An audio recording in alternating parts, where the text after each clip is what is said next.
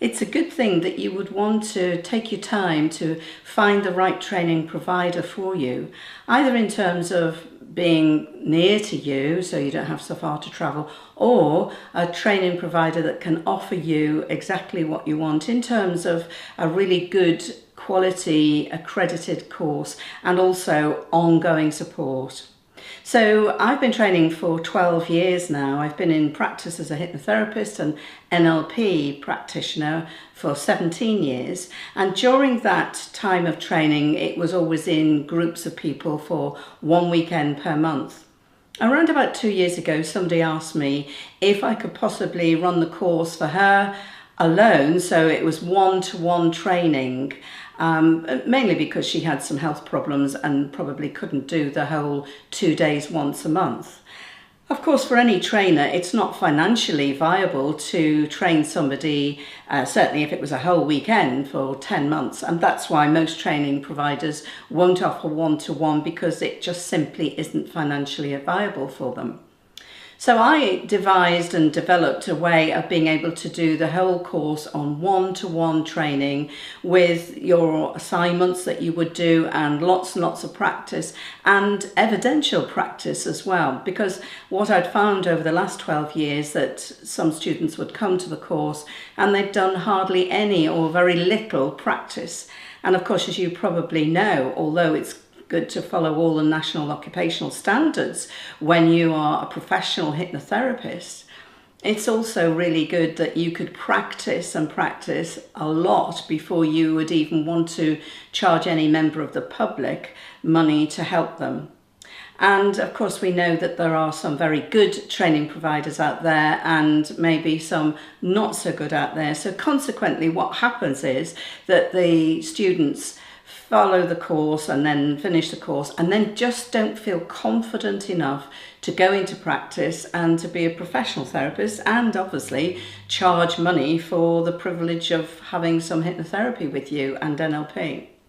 So having done this course with this one particular person, I was suddenly very well aware during the course of how much more she was advanced than many other students that had followed a weekend course with other members of the group as well, of the training group. So I thought that one-to-one, she was getting my full undivided attention. She was getting 100% of me with all my experiences as well, and consequently she was really good. And by the time she finished, she was very capable of going into practice and making a career out of being a hypnotherapist. And so really, as you are looking around for the right training provider, it's important too that you would look up the trainer and make sure that they have the right credentials, that they have had that trainer's training themselves, so that they're very well aware of how to train a group of people too. So the upside of one-to-one is that you get one-to-one, obviously personal training with the trainer. You're not part of a dynamic of a group where sometimes it's difficult being in a group. Of course, you haven't got the chance to practice with the group. But you know, the other thing that I did find and only realised over these last 2 years was that in a group, by the time you get halfway through the course, you're fed up with practising with the same people, and often it's just role play, it's not real. So my students are sent away from module 1 to find people to just use relaxation with them to begin with. And these are real people who are under stress or anxious and just would like to experience some relaxation. And of course, as you go through the course, then you are practicing all the different techniques with them.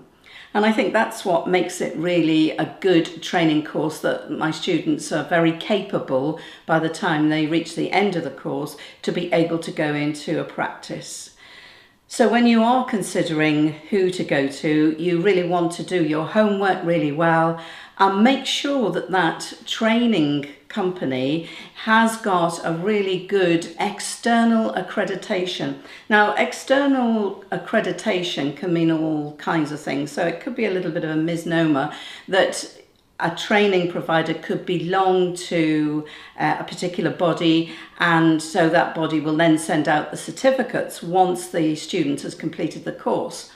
But a real true bona fide external accreditation means that whoever is accrediting them, and we are associated with the NCFE, which is a large awarding body in this country, they actually visit us. They come and they look at our students' work, they're looking at the ways that I am training, and they spend a lot of time with us twice a year to make sure that our training methods are suitable and just right for the students.